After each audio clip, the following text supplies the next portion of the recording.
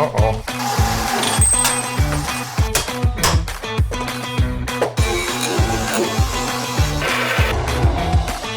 I guess we'll go 30. Yeah, this is going to be hard.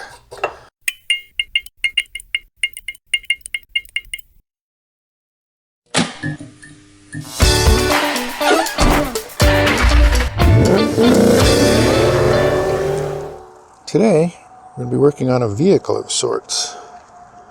It's got 4 wheels, faded red paint, no engine or transmission,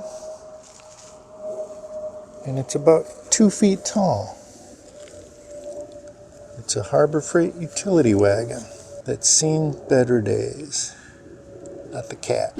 We're in the shop with the Harbor Freight dumpster fodder wagon, for lack of a better name. I've already got her in the air, so let me show you what we've got. A narrow, top-heavy utility wagon that was marginally useful, brand new, but now pretty much a complete pile. Paint is faded. We'll just call that patina for right now. Tires are shot. Quote-unquote stake sides were kind of always a joke from the get-go. Now I don't think even a hipster could make a birdhouse or something out of them. I know the burning questions are going to be, why did you buy this rig in the first place? And why are you going to waste time fixing it up now? Well, I didn't buy it. My girlfriend just picked it up, brought it home one day, and I got the pleasure of putting it together while biting my tongue, keeping my opinions to myself. Be looking through my email and saw an ad for Harbor Freight that 10-inch wheel and tire combos on sale for $6. Since I've only got about 100 other things on my plate, I figured this would be the perfect time to take on another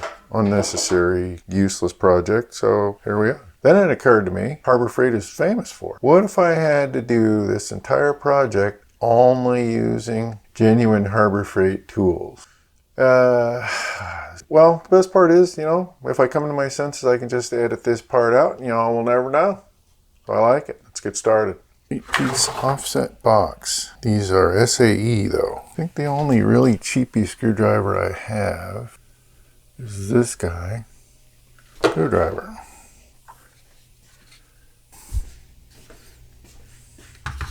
Hammer. 3rd drawer down. These are pretty lame, but they beat on stuff as good as American-made hammer. Pry bar down here. Pry off the massive stakes. Okay, crescent wrenches. There's probably going to be more stuff. Crescent wrenches right here on my bucket, buddy. So get this guy. And this little bitty one. I don't think we'll need the medium-sized one. So there we have it. Start with the Pittsburgh pry bar, which actually, oh yeah, this might not be that easy.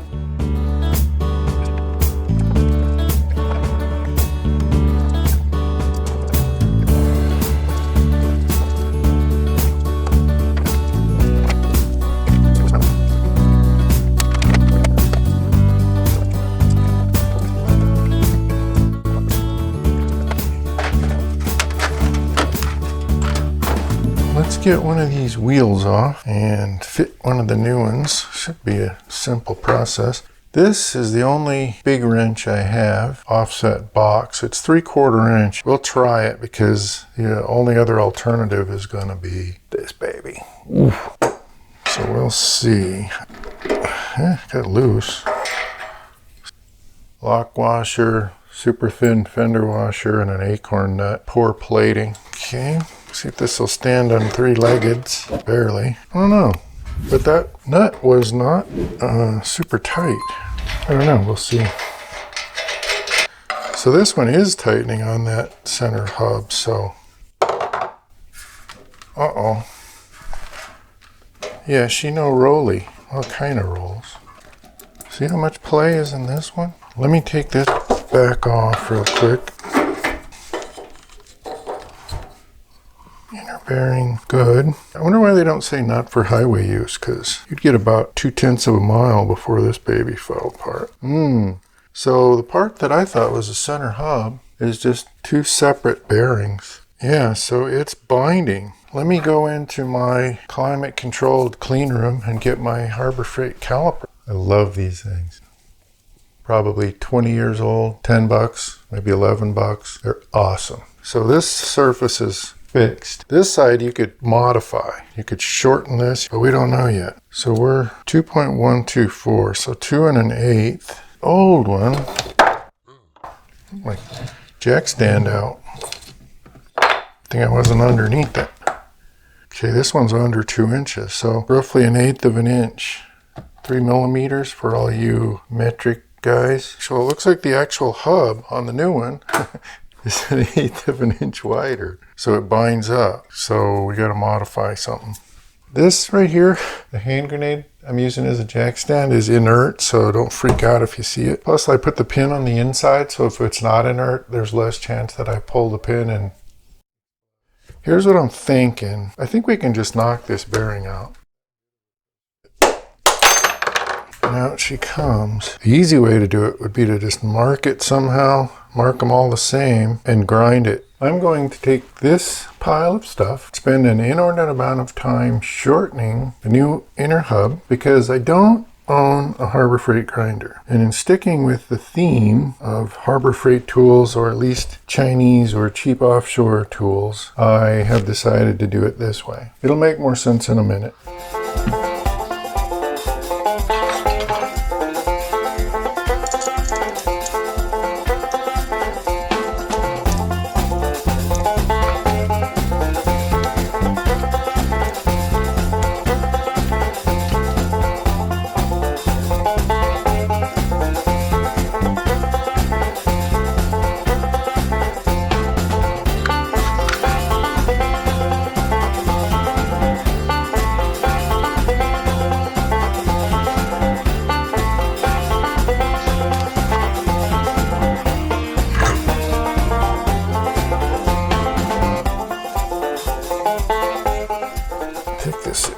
I'll show you what I got. Set this right here for now. The chuck's gonna mount on this faceplate shortly. Let me turn off this fan. Obviously I'm gonna clean this off first. Figured out a way that I'm gonna mount this in the chuck, make a little mandrel for it. Yeah, let me get this cleaned up and then we'll get that chuck mounted and then we will get started.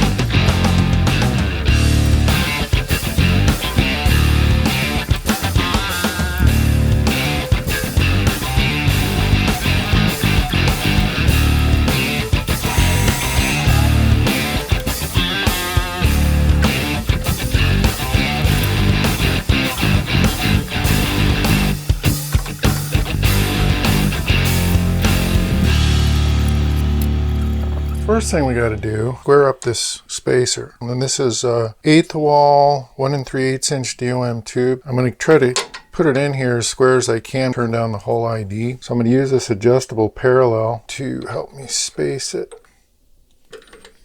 Cool.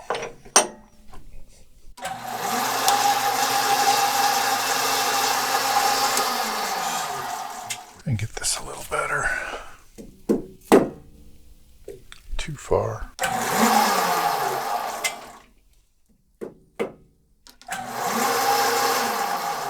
Okay, we're gonna call that good. Okay, I'm not grabbing very much. Ideally, you want a significant amount more than that, but this is what we got. So now we're gonna run it in. Set our oil to 0.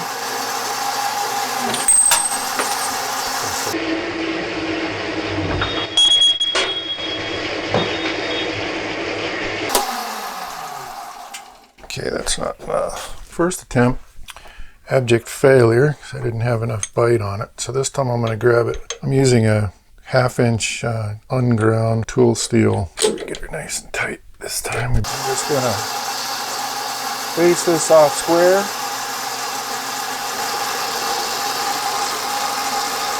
Picking small cuts because I don't want to knock it out of my chuck. I already did it once. I'm just going to go 20 thousandths on my first cut.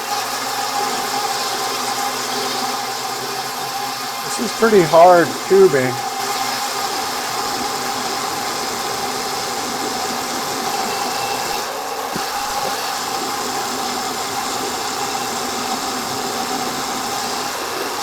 Let me take this all the way out and see if my hub will fit on there. If it will, we don't need to go any farther.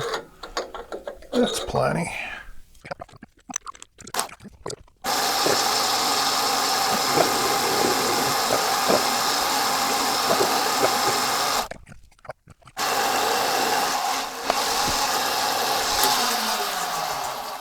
So hub first, which we're going to turn down, which is all stamped, cheaply made as possible. So it's not going to be super concentric. So what we're going to do is we're going to start with 5/8" bolt, a big 5/8" fender washer, and then this spacer will go on.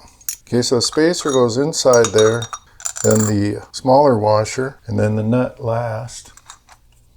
Take our 2 Harbor Freight Pittsburgh crescent wrenches, because that's all we got big enough. Just snug this up a little bit. So there it is. Our hex bolt here is going to work perfectly on our 3-jaw chuck. Should grab the flats. The face of the jaws will rest on our washer spacer here, which is flat. So hopefully it'll spin true enough that we can get a reasonably accurate cut, and it'll grip it securely enough. Get it pretty tight, and we'll cut slow. Pretty rough. Oh, and I didn't mention, I don't think, the machine I'm using, Chinese, tool post Chinese, cross slides Chinese, the chuck is Chinese, made for Grizzly. All my tooling is Chinese. Yeah, so in keeping with the theme, which is the whole point of this exercise and this massive amount of pain in my backside, which I hope you're entertained by. Here we go. It's going to be an interrupted cut at first. Hopefully it'll hold it.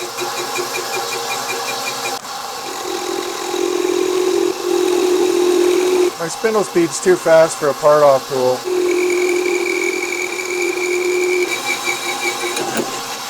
Ooh, got a grippy there.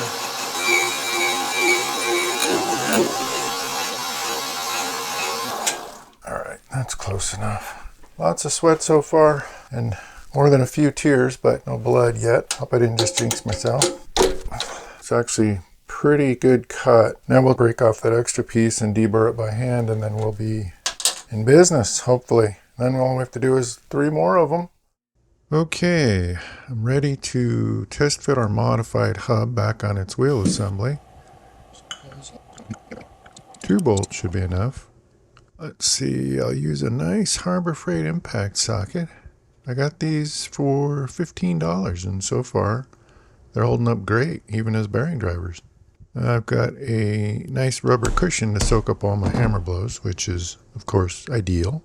If you missed it earlier, the grenade is an inert jack stand / paperweight, so it's harmless. So far, I haven't rounded off any corners using the wrong tool for the job. Okay, so we're ready to rock. Let's cut this baby. Burning daylight. Okay.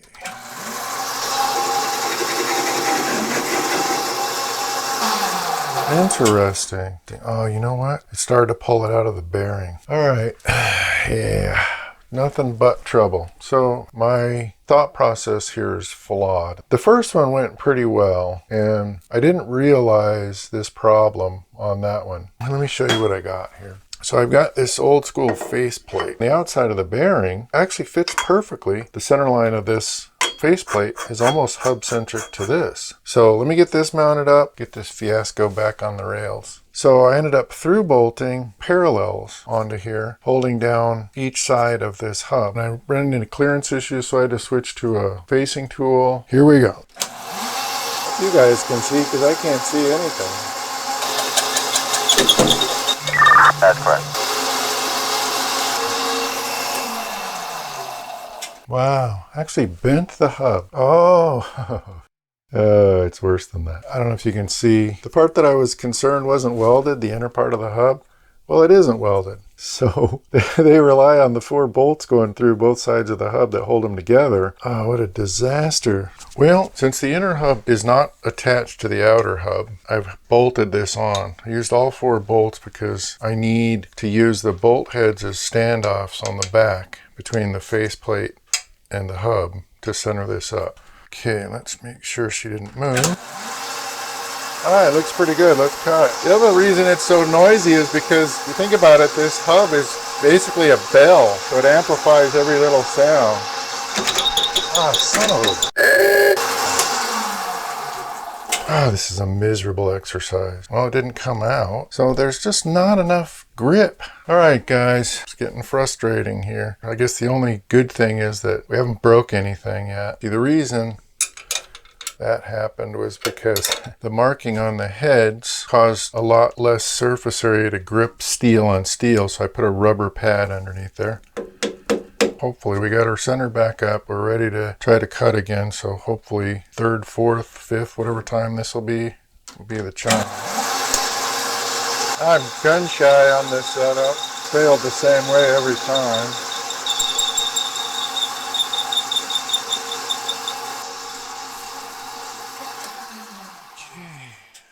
I hear the taco truck outside though. What's a taco?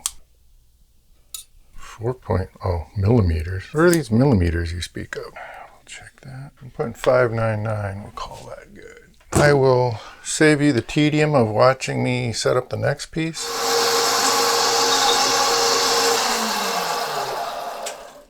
Okay, 1.594. I'm calling it good. And a big chip on my shirt. We are done. Now all I need to do is put everything back together, and then we got to decide still what we're going to do with the wood sides.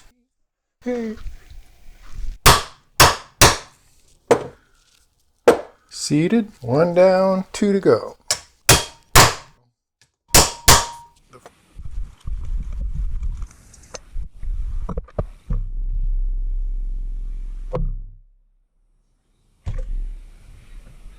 We're going to go ahead, put some air in these babies.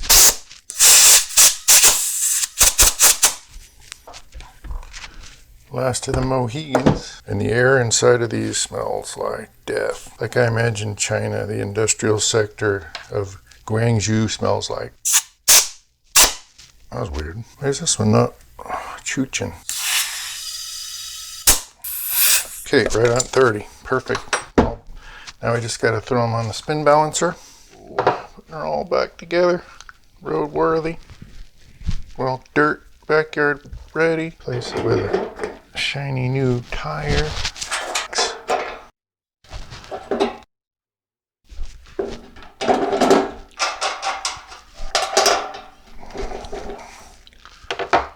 Difficult because I have a limited amount of workspace. I'll make a skid mark on my tabletop. I get my wrench jammed on there again.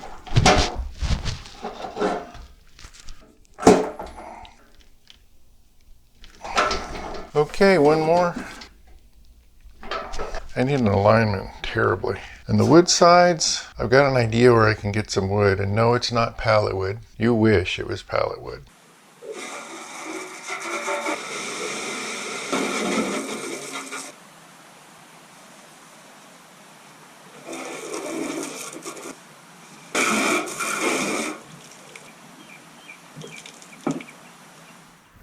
So the wood I've chosen for the sides has been carefully aged in my backyard for many years, waiting for just such an important project as this. Nah, it's actually part of an old section of dog-eared redwood fencing that I cut up to make a gate out of and haven't gotten around to burning in the fire pit yet. But it is not pallet wood.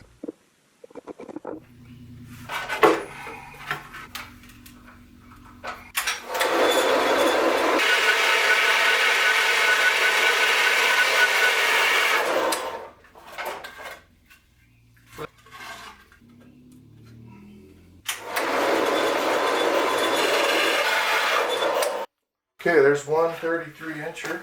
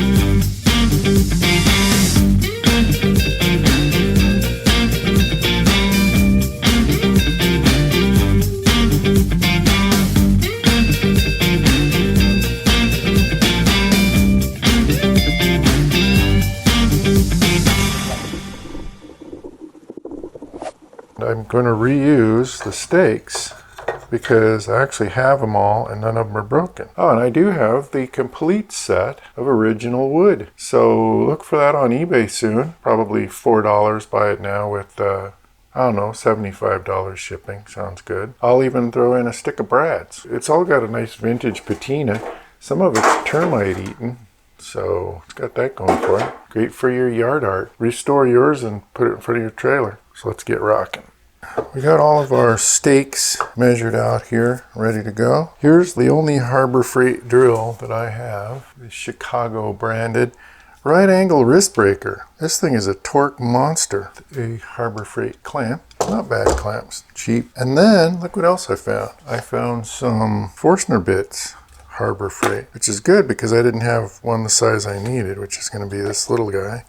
So here's the plan. This is going to be my hardware. It's a 6 by, I think 35 millimeter stainless steel and a cheap Chinese washer and a nylock nut. I'm going to countersink them partly with this Forstner bit, and then I'm going to either hammer or press the head flush with the wood, which will make it nicer looking and also seat it so that I can screw the nut on the inside, hopefully without twisting it and screwing up the wood on the outside. So that's the plan. How that's going to work, I don't know yet. The way things have been going with this project, even though it's kind of a joke and a lark, has been challenging. I really don't want to spin this Forstner bit, so we're going to go about that deep, so about halfway. I'll put a Sharpie mark on there, which will wear off almost immediately. Draw a straight line would be better.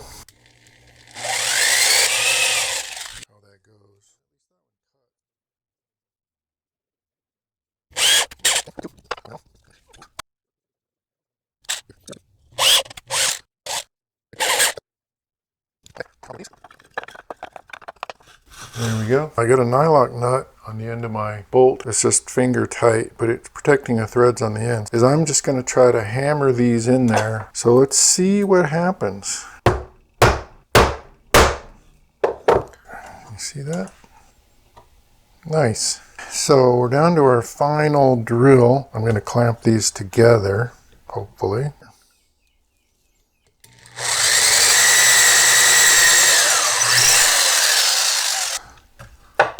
Can you see me okay there, camera guy? Kind of, sort of.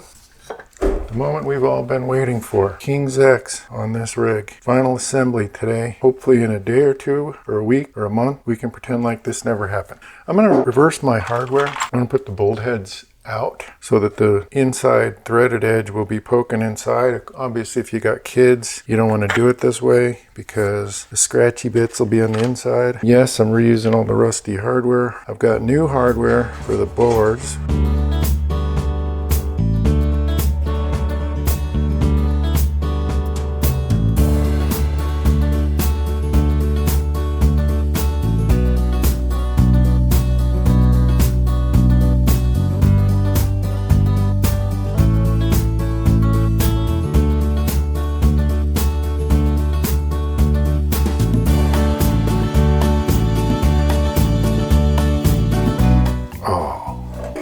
did this happen? We have a problem. Houston, when I measured my boards, I went to the outside edges of the lip without thinking that the two were going to collide in the corner. Two of them should have been about an inch shorter.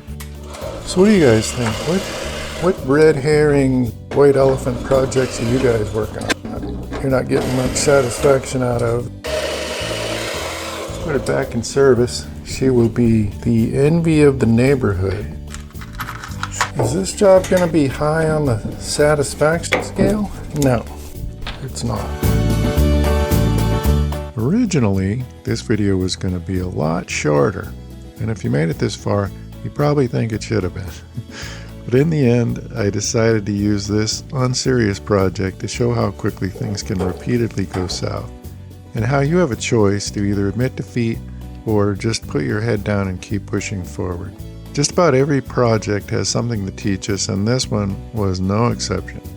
Sometimes it's a simple trick you'll use forever, and sometimes it's just a lesson in humility. Kind of like this one. Thanks guys for watching, really appreciate it. I got more coming, so stay tuned. We just need wheels. This would be the windward side. Tighten these up, put the go handle on the front with the towy bit, and we will call this done. I don't know what I did with the handle.